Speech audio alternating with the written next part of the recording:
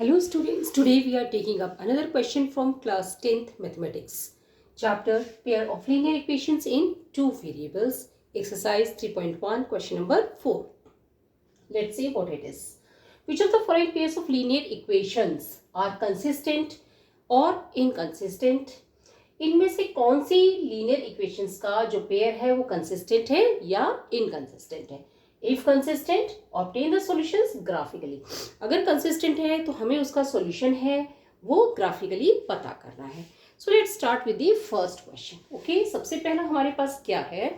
x plus y is equal to 5. Okay, दूसरा है 2x plus 2y is equal to 10. तो हम यहाँ पे इक्वेशन लिखते हैं x plus y is equal to 5 और यहाँ लिखते हैं 2x plus 2y is equal to 10. Okay, हमने दोनों इक्वेशंस ले लिए हैं. अब किसी को हमें कंसिस्टेंट या इनकंसिस्टेंट पता करना है तो हमारे पास तरीका है a1 upon a2, b1 upon b2, c1 upon c2. Okay, हमारे पास a1 यहाँ पे क्या है?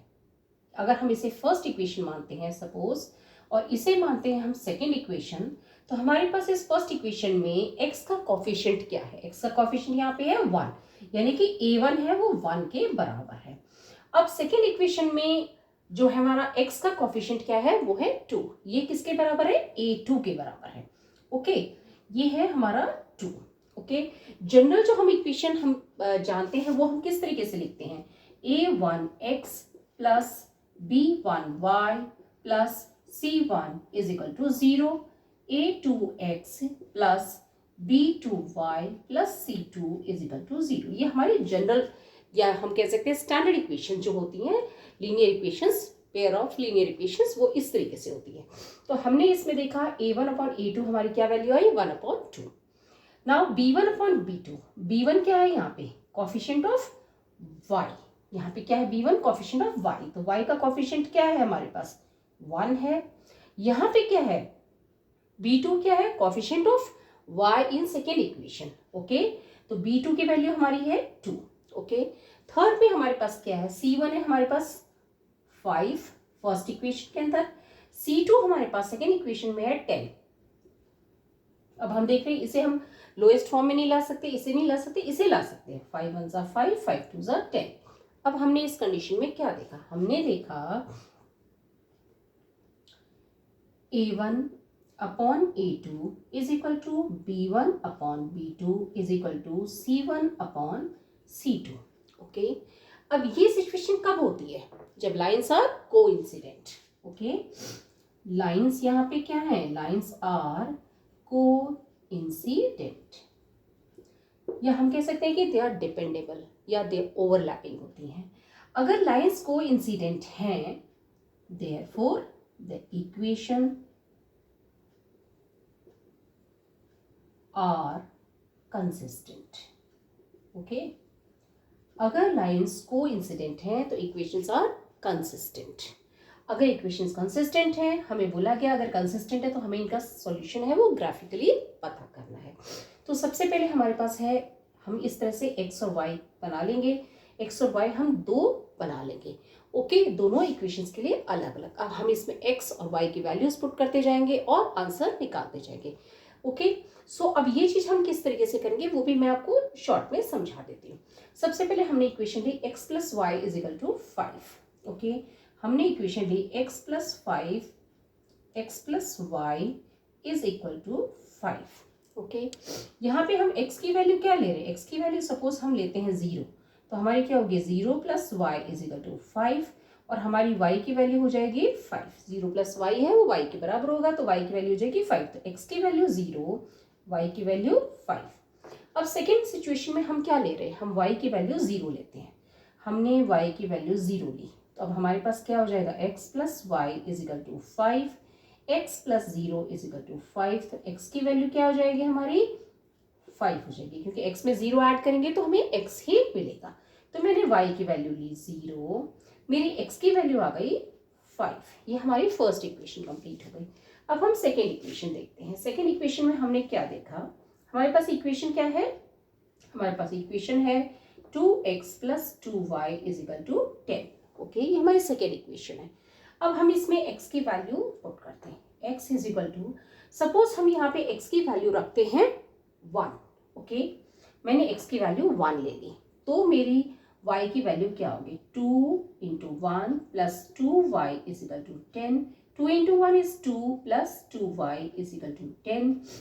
2 यहाँ पे प्लस का इधर आएगा तो माइनस का हो जाएगा, तो हमारा क्या हो जाएगा, 2y is equal to 10 minus 2 that is equal to 8। Okay, अब हमने देखा कि 2y इज इक्वल टू 8, तो y की वैल्यू क्या होगी, 8 डिवाइडेड बाई 2, 2 1 ज़ा 2, 2 4 ज़ा 8।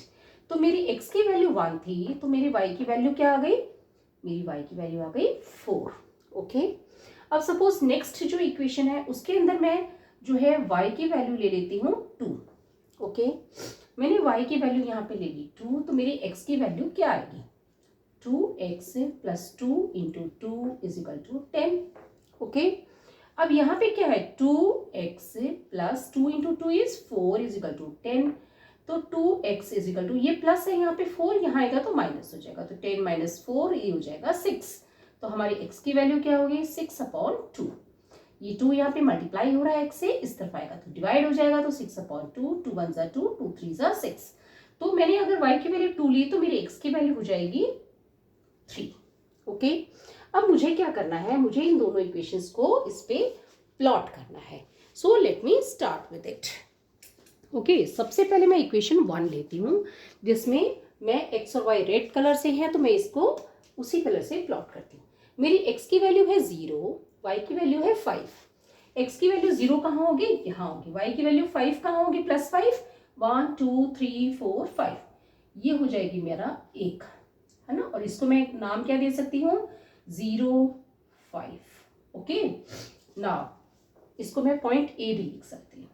ओके, नाउ सेकेंड है मेरे पास, x की वैल्यू है 5, y की वैल्यू है 0। x की वैल्यू 5 कहाँ होगी, 1 2 3 4 5, ये x की वैल्यू 5 और यहाँ पे y की वैल्यू 0 है। ये मेरा B पॉइंट हो गया, जहाँ पे मेरी x की वैल्यू 5 है और y की वैल्यू 0 है। ओके, मैंने ये दोनों पॉइंट्स कर लिए हैं। हालांकि हम चाहें तो इसके अंदर हम 3-4 पॉइंट्स और भी ले सकते हैं और उसके बाद लिख सकते हैं। अब मैंने ये पॉइंट्स ले लिए हैं, इन्हें मैं एक बार जोड़ देती हूँ। So let's see.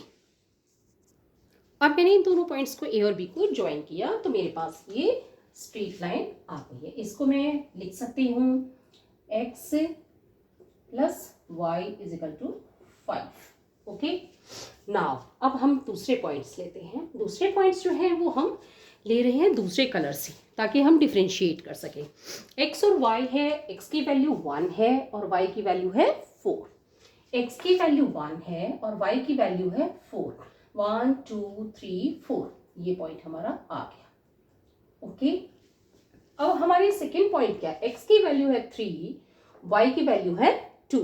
Okay, x की वैल्यू 3 कहाँ होगी, 1 2 3 और y की वैल्यू 2 कहाँ होगी, 1 2। Okay, this is the point.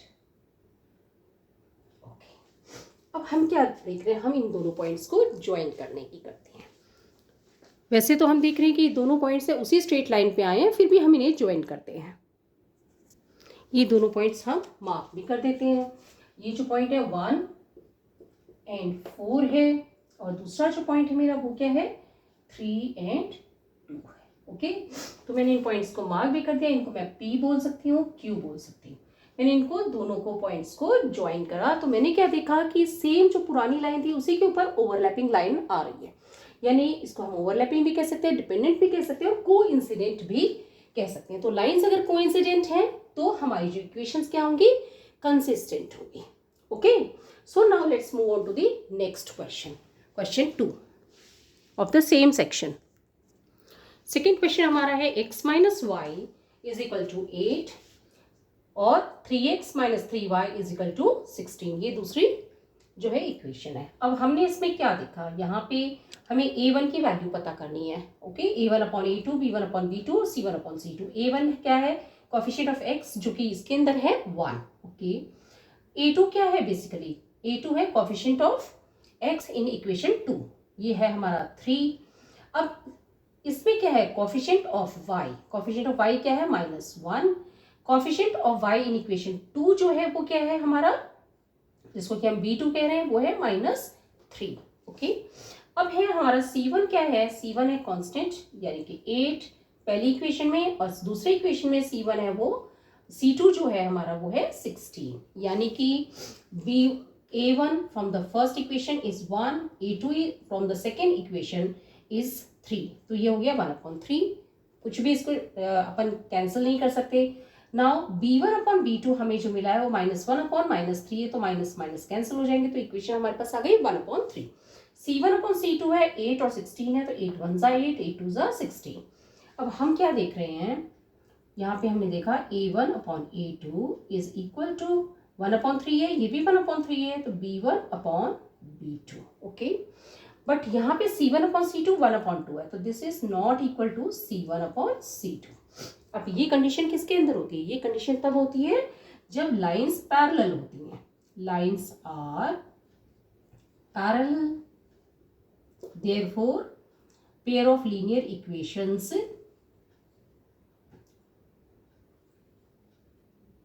are inconsistent।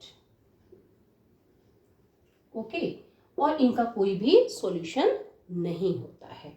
सो इस तरीके से हमने सेकेंड क्वेश्चन सॉल्व कर लिया। इसे हमें ग्राफ बनाने की जरूरत नहीं है, क्योंकि अगर इक्वेशन कंसिस्टेंट होती है तो ही हमें ग्राफ बनाना होता है। Now let's move to the third question. Okay, अब थर्ड हमारे पास क्या है, 2x + y - 6 = 0।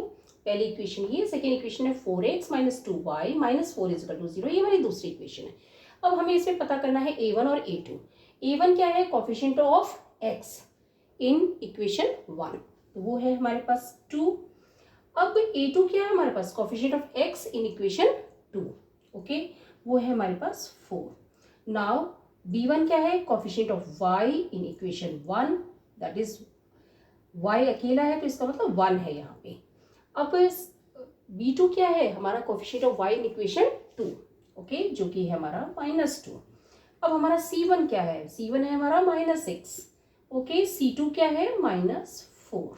ओके, अब हम देखते हैं कैंसिल करके, ये 1 2 1 ज़ा 2, 2 2 ज़ा 4, ये एज सच रहेंगे, 1/-2 रहेगा। c1/c2 है वो किसके बराबर है, -6/-4, माइनस माइनस कैंसिल, ये कट होकर के क्या आएंगे, 2 2 ज़ा 4, 2 3 ज़ा 6। अब हम इसमें क्या देख रहे हैं, हमें कैसी इक्वेशन मिल रही है, इसमें जो हम देख रहे हैं वो हमें इक्वेशन मिल रही है a1/a2 is not equal to b1/b2। Okay, जब हमें ऐसी इक्वेशन मिले जहां पे a1/a2 is not equal to b1/b2, that means pair of linear equation जो है, इसकी जो लाइंस होंगी वो कैसी होंगी, lines intersect at one point only, so only one solution, and therefore pair of linear equations are consistent। और जब लीनियर इक्वेशंस का जो पेयर है वो कंसिस्टेंट है, दैट मीन्स उसका सॉल्यूशन है, और उसका सॉल्यूशन है वो हमें ग्राफिकली रिप्रेजेंट करना है। क्योंकि लाइंस इंटरसेक्ट कर रही है एक पॉइंट पे, तो हमारे इसमें खाली एक ही सॉल्यूशन होगा। और जहाँ पे कि लाइंस है वो जैसे पहले वाले फर्स्ट क्वेश्चन में था, लाइंस ओवरलैप कर रही थी या डिपेंडेंट थी या कोइंसिडेंट थी, वहाँ पे इनफाइनाइट मेनी सॉल्यूशंस थे। सो नाउ हमें पता करना है x और y की वैल्यू। पहली इक्वेशन में हमारे पास है 2x + y - 6 = 0। इसमें हम x की वैल्यू सपोज पुट करते हैं 0। ओके, तो हमारी y की वैल्यू क्या हो जाएगी, 2 × 0 + y - 6 = 0। ओके, 2 × 0 क्या आ जाएगा, 0 आ जाएगा, प्लस y, ये -6 इधर से इधर आएगा तो +6 हो जाएगा। तो y की वैल्यू हमारी अब 0 + y क्या है, बेसिकली y = 6 आ जाएगा, हमारी आंसर आ जाएगा y = 6। तो x की वैल्यू 0 पुट करेंगे तो y की वैल्यू हमारी आ जाएगी 6। अब सेकेंड कंडीशन में हम क्या करेंगे, इसमें y की वैल्यू सपोज हम 0 पुट कर देते हैं। ओके, y की वैल्यू मैंने 0 पुट की। अगर मैंने y की वैल्यू 0 पुट की तो मेरी x की वैल्यू क्या आ जाएगी, 2x + 0 -6 इज इक्वल टू 0। अब 2x प्लस 0 -6, ये माइनस है, यहाँ आएगा तो प्लस हो जाएगा, तो क्या हो जाएगा 2x is equal to 6। x की वैल्यू क्या होगी 6/2, 2 1 ज़ा 2, 2 3 ज़ा 6, तो हमारी x की वैल्यू आ जाएगी 3। ओके, अब हमने दो वैल्यूज निकाल ली, हम चाहें तो और भी वैल्यूज निकाल सकते हैं और इन्हें हम प्लॉट कर सकते हैं। नाउ सेकेंड इक्वेशन हमने यहाँ पे ली। सेकेंड इक्वेशन हमारे पास क्या है, सेकेंड इक्वेशन है 4x - 2y - 4 is equal to 0। 2x - 2y 4x - 2y - 4 is equal to 0। तो हम इसमें सेम वे में x की जो वैल्यू है वो हम क्या लेते हैं, देखो x की वैल्यू हमने ले ली 0। ओके, x की वैल्यू 0 ली तो हमारे पास क्या आ जाएगा 4 × 0 - 2y इज इक्वल टू, ये -4 यहाँ था, इधर ले आएंगे तो +4 हो जाएगा। 4 × 0 0 - 2y is equal to 4, y is equal to -2y is equal to 4, तो हमारी y की वैल्यू क्या आ जाएगी 4/-2। 2 1 ज़ा 2, 2 2 ज़ा 4, तो हमारी वैल्यू हो जाएगी -2। तो हमारी y की वैल्यू हो गई -2। अब हम सेकेंड सिचुएशन में y की वैल्यू को ले लेते हैं 0। ओके, y की वैल्यू मैंने ले ली 0, तो मेरी x की वैल्यू क्या होगी -2 × 0 -4 इज इक्वल टू 0, ये -4 है, इधर आएगा तो +4 हो जाएगा। यहाँ पे 4x + 2 × 0 इज 0, तो हमारी 4x की यहाँ पे हो जाएगा 4x + 0 is 4x is equal to, ये -4 यहाँ आया तो +4 हो गया था, तो हम ऐसा लिख देंगे x की वैल्यू क्या होगी 4/4, 4 1 ज़ा 4, 4 1 ज़ा 4, तो हमारी x की वैल्यू हो जाएगी यहाँ पे 1। ओके, तो हमने ये लिख दिए हैं। अब हमें क्या है प्लॉटिंग का काम शुरू करना है। सो सबसे पहले हम जो पहली इक्वेशन है उसके x की वैल्यू 0, y की वैल्यू 6 है। x की वैल्यू 0 यहाँ पे आएगी, y की वैल्यू 6 यहाँ पे आएगी, यानी ये पॉइंट हो जाएगा। नाउ इस पॉइंट को हम नाम दे सकते हैं 0 6। ओके, और इसको मैं a लिख सकती हूँ। ओके, इस तरीके से लिख सकते हैं। और सेकेंड जो हमारा है वो है x की वैल्यू 3, y की वैल्यू 0। x की वैल्यू 3, y की वैल्यू 0 कहाँ आएगी, यहाँ आएगी। ओके, x की वैल्यू 3, y की वैल्यू 0, जिसको कि हम b पॉइंट का नाम दे देते हैं। अब हम इन दोनों पॉइंट्स को ज्वाइन कर देते हैं। So let's join them. हमने इन दोनों पॉइंट्स a और b को ज्वाइन कर दिया है, तो इस तरह से हमारे पास स्ट्रेट लाइन आ गई है। हम चाहे तो इसको लिख सकते हैं, क्या लिख सकते हैं, what it is 2x + y - 6 is equal to 0। Okay, now हम लेते हैं सेकेंड के अंदर हमारे पास क्या क्या पॉइंट्स हैं वो हम पहले मार्क करते हैं। ओके, सबसे पहला पॉइंट है 0 एंड -2। 0 कहाँ पे है, यहाँ है, -2 यहाँ पे है, ये -2 है। ओके, नाउ दिस इज 0 -2, ले लिया एक पॉइंट जिसको हम p का नाम दे सकते हैं। देन हमारे पास x की वैल्यू है 1 और y की वैल्यू है हमारे पास 0। हमारी x की वैल्यू है 1 और y की वैल्यू है 0, ये पॉइंट हमारा हो जाएगा। ओके, अब हमें क्या करना है, इन दोनों पॉइंट्स को ज्वाइन करना है। इस पॉइंट को मैं नाम दे देती हूँ q, और इसके जो वो है वो क्या है 1 एंड 0। ओके, कोऑर्डिनेट्स हैं इसके 1 एंड 0, x की वैल्यू 1 है, y की वैल्यू 0। अब इन दोनों को हमें ज्वाइन करना है। So let's join them. अब हमने p और q दोनों पॉइंट से उनको ज्वाइन कर दिया है, ये हमारी स्ट्रेट लाइन आ गई है। अब हम क्या इसको मेंशन कैसे करेंगे, 4x - 2y - 4 is equal to 0, ये हमारी सेकेंड जो लीनियर इक्वेशन है उसको हमने रिप्रेजेंट कर दिया है। अब हम क्या देख रहे हैं, कहाँ पे इंटरसेक्ट कर रहे हैं, इस पॉइंट पे इंटरसेक्ट कर रहे हैं। ओके, ये पॉइंट क्या है, बेसिकली ये पॉइंट यहाँ पे हम ड्रॉप डाउन करते हैं तो x की वैल्यू यहाँ पे 2 है, यहाँ से हम देखते हैं तो y की वैल्यू भी 2 है। ओके, तो हमारी यहाँ पे x की वैल्यू हो गई 2, y की वैल्यू हो गई 2, और जो हमने यहाँ पे लिखा था कि lines intersect at one point, so only one solution is there, और वो जो सॉल्यूशन है वो क्या है, x की वैल्यू 2, y की वैल्यू 2, ये इसका दोनों लाइंस का जो इंटरसेक्ट कर रही हैं उसका सॉल्यूशन है हमारे पास। क्योंकि हमारे पास एक ही सॉल्यूशन है वो हमने निकाल लिया है। Now let's move on to the next question.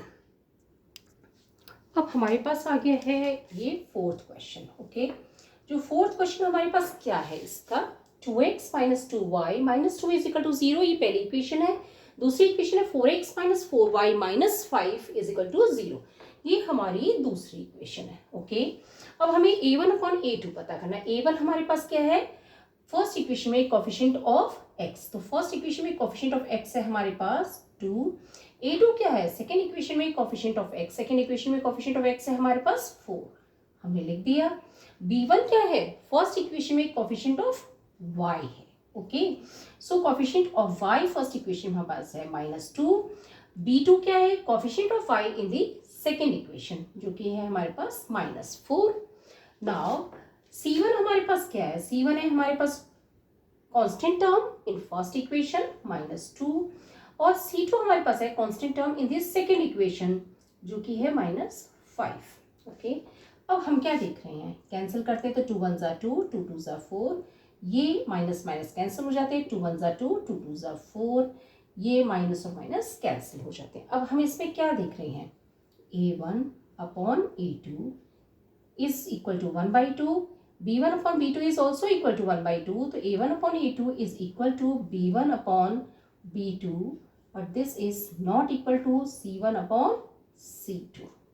Okay, ऐसे सिचुएशन जिसमें a1 upon a2 is equal to b1 upon b2 is not equal to c1 upon c2, इसमें क्या होता है, लाइंस किस तरह की होती हैं, लाइंस आर पैरेलल। जब लाइंस पैरेलल होंगी ऐसे सिचुएशंस के अंदर तो हमारा कोई सॉल्यूशन नहीं होगा, और हम क्या लिखेंगे, therefore pair of linear equations, pair of linear equations are inconsistent। Okay, जब लाइंस पैरेलल हैं तो पेयर ऑफ लीनियर इक्वेशंस क्या हो जाएंगे, इनकंसिस्टेंट हो जाएंगे, क्योंकि इनमें कोई भी सॉल्यूशन नहीं होगा। जो दोनों लाइंस हैं वो पैरेलल एक दूसरे के रहेंगी हमेशा और कहीं पे भी इंटरसेक्ट नहीं करेंगी। सो हमने देखा कि फोर्थ का आंसर हमारा है कि linear equations, pair of linear equations are inconsistent, तो इसमें हमें कोई भी ग्राफ नहीं बनाना है। I have try to make the things clear. अगर कोई चीज़ नहीं समझ आए तो कमेंट बॉक्स में लिख के पूछ सकते हैं। Will be continuing the next class. Thank you.